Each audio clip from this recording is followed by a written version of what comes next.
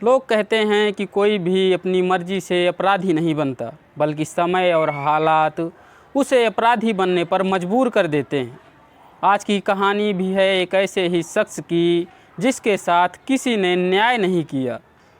बिन ब्याही बहन का बलात्कार हुआ, बहन गर्भवती हुई। जब उसे पता चला तो उसने पुलिस में रिपोर्ट दर्ज करानी चाहिए, लेकिन थाने से उसे दुत्कार कर भगा दिया गया। गांव आया तो पंचायत बुलाई, लेकिन भरी पंचायत में उसके बहन के ऊपर ही सवाल खड़े कर दिए गए। उसके पूरे परिवार को गांव वालों के सामने जलील होना पड़ा। उसने रेप के दोषी लड़के से बहन के साथ शादी करने की बात कही तो लड़के और परिवार के द्वारा साफ साफ मना कर दिया गया। और इन सब घटनाओं ने उसे एक ऐसा अपराधी बना दिया कि जिसके नाम से आज भी बुंदेलखंड का बच्चा बच्चा वाकिफ़ है। अपराधी बनने के बाद उसने दुश्मन के परिवार ख़त्म कर दिए। बदले की आग में उसने पुलिस तक को नहीं बख्शा। लगभग दर्जन भर सिपाहियों को गोलियों से भून डाला। घटना चक्र में आज कहानी उत्तर प्रदेश के खूंखार और ख़तरनाक डकैत अंबिका पटेल की, जिसे लोग ठोकिया के नाम से जानते हैं। ये नाम बुंदेलखंड का बच्चा बच्चा जानता है। नमस्कार, मैं सुरेंद्र। इस कहानी की शुरुआत होती है उत्तर प्रदेश के चित्रकूट ज़िले से। इस ज़िले में एक छोटा सा गांव है लुखरिया पुरवा। 7 अप्रैल 1972 को कुर्मी समाज के एक साधारण परिवार में एक बच्चे का जन्म होता है। घर वाले नाम रखते हैं अंबिका पटेल। अंबिका बड़ा होता है तो उसे स्कूल में दाखिल कराया जाता है तो पता चलता है कि उसका दिमाग पढ़ाई में बेहद तेज है। 1992 में ग्रेजुएशन की पढ़ाई पूरी कर डॉक्टर बनने के सपने देखने लगा, लेकिन किस्मत को शायद कुछ और ही मंजूर था। उसे पता चला कि उसकी बिन ब्याही बहन गर्भवती है, जिसके बाद पूरे घर में बवाल मच गया। बहन से जब उसने पूछा तो उसने डरी और सहमी आवाज़ में बताया कि भैया मेरे साथ बलात्कार हुआ है, लेकिन मैंने परिवार के बदनामी की वजह से इस बात को सबसे छिपा के रखा। अंबिका ने बहन के इंसाफ के लिए पुलिस का दरवाज़ा खटखटाया। वो थाने गया और पुलिस में रिपोर्ट दर्ज करानी चाहिए, लेकिन पुलिस वालों ने थाने से उसे दुत्कार के भगा दिया। वापस गांव आया तो पंचायत बुलाई, लेकिन भरी पंचायत ने उसके बहन के ऊपर ही सवाल खड़े कर दिए। उसके परिवार को गांव वालों के सामने जलील होना पड़ा। उसने रेप के दोषी लड़के से बहन के साथ शादी करने की बात कही तो परिवार और उस लड़के के द्वारा साफ साफ मना कर दिया गया। उस लड़के का नाम था भुंडी। और इसके कुछ दिनों के बाद ही अंबिका पटेल ने भुंडी की हत्या कर दी। भुंडी की हत्या करने के बाद वो सीधा बीहड़ की तरफ भाग गया। भुंडी की हत्या करने के बाद भी अंबिका पटेल का मन नहीं भरा। वो उसके पूरे परिवार को ख़त्म करना चाहता था, लेकिन जब इसकी जानकारी भुंडी के चाचा ओमनाथ, जो उस समय का चर्चित डकैत था, उसको पता चली तो उसने पूरे गांव में लाउड स्पीकर से अंबिका पटेल को ये धमकी दी कि वो उसको जान से मार देगा। अगर मर्द का बच्चा है तो मुझसे आकर टकराए, परिवार से नहीं। और इस धमकी के बाद 2 परिवारों की दुश्मनी 2 लोगों तक आकर सिमट गई। लेकिन अंबिका अकेले इतना ताकतवर नहीं था कि ओमनाथ से टकरा सके। उसे ताकत की तलाश थी और ये उसकी तलाश पूरी हुई उस समय चंबल के सबसे बड़े बागी डकैत ददुआ की गैंग में शामिल होने के बाद।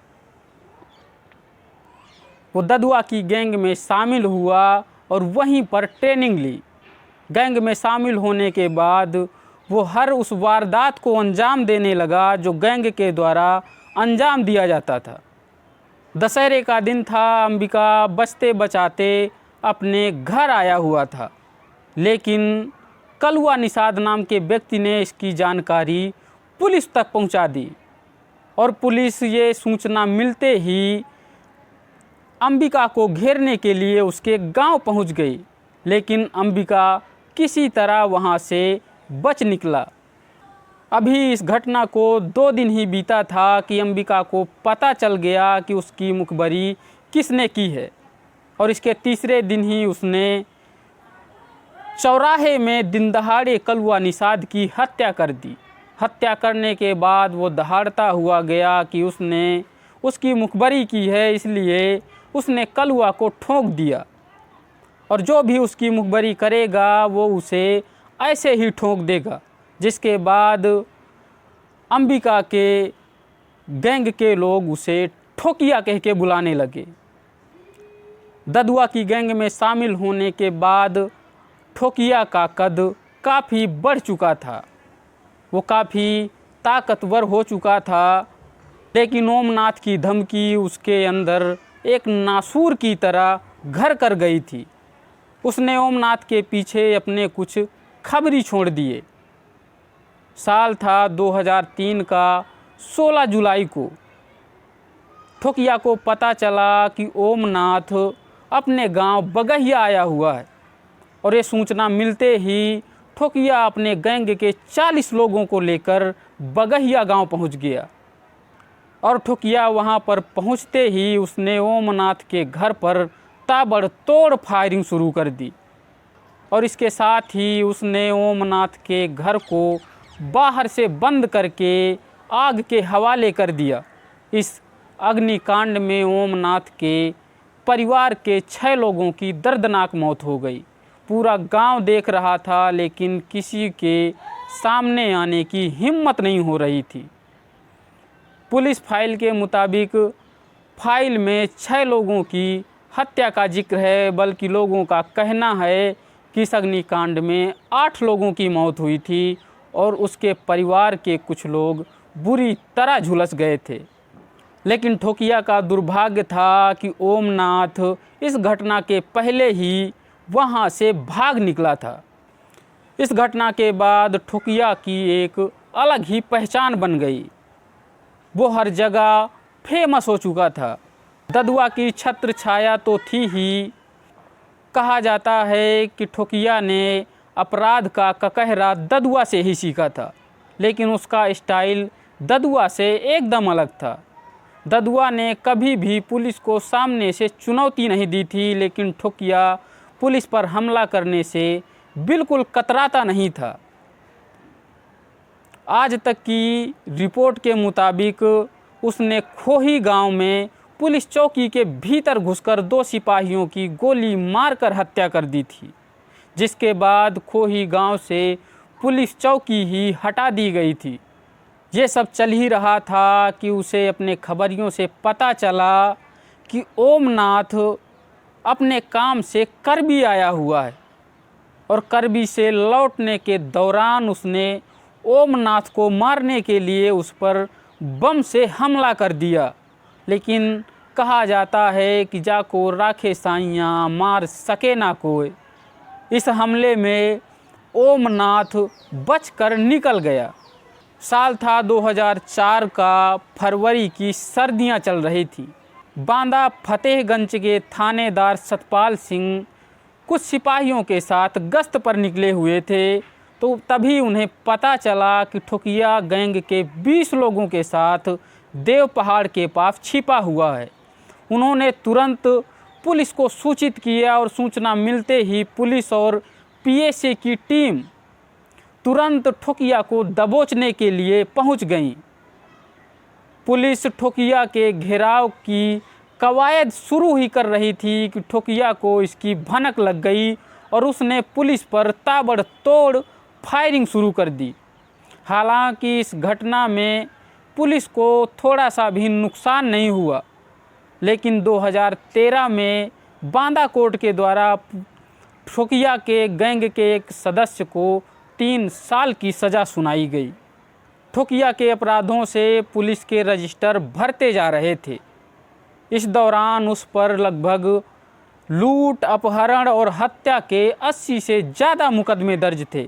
उसका खौफ इतना ज़्यादा था कि आसपास के क्षेत्र के रसूखदार और सरकारी कर्मचारी सूरज ढलने के बाद घर से बाहर नहीं निकलते थे, क्योंकि ठोकिया हमेशा ऐसे ही लोगों को अपना निशाना बनाया करता था। कहते हैं कि कोई भी गैंगस्टर बिना राजनीतिक संरक्षण के ज़्यादा दिनों तक चलता नहीं है, और ठोकिया को भी राजनीतिक संरक्षण भली भांति प्राप्त था और इसी के चलते पुलिस को उसे पकड़ने में काफ़ी कठिनाइयाँ हो रही थी। बताया जाता है कि साल 2007 में उसकी मां पियरिया देवी नरैनी से विधानसभा चुनाव भी लड़ी थी, हालांकि वो हार गई थी।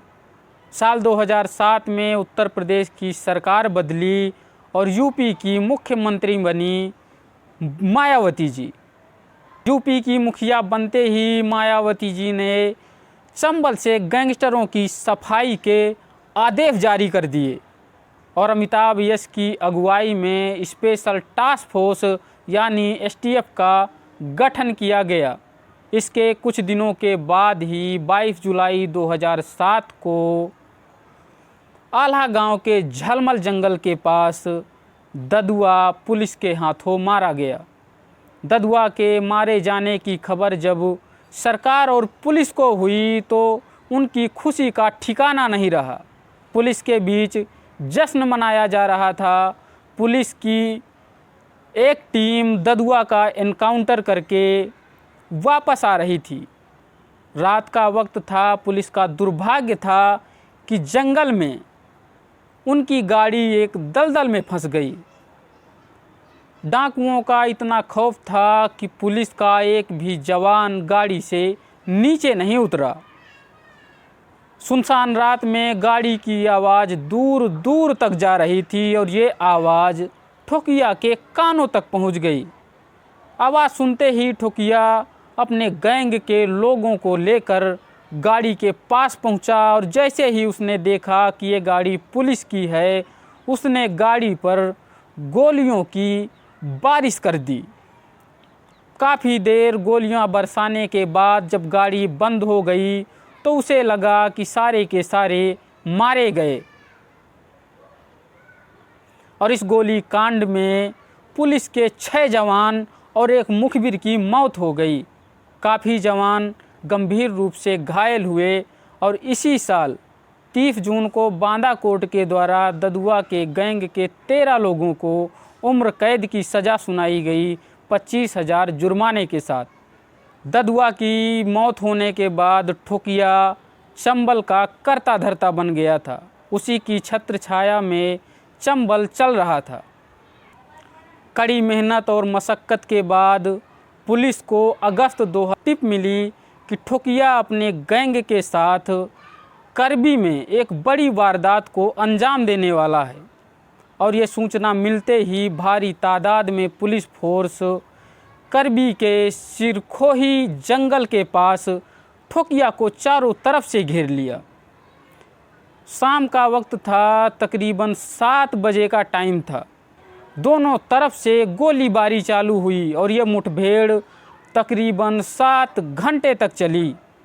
रात के 2:30 बजे पुलिस को पता चला कि ठोकिया मारा गया, लेकिन लोगों का कहना है कि ठोकिया पुलिस की गोली से नहीं मरा था, बल्कि उसी के गैंग के एक सदस्य ज्ञान सिंह ने ठोकिया को गोली मारी थी और वहां से फरार हो गया था।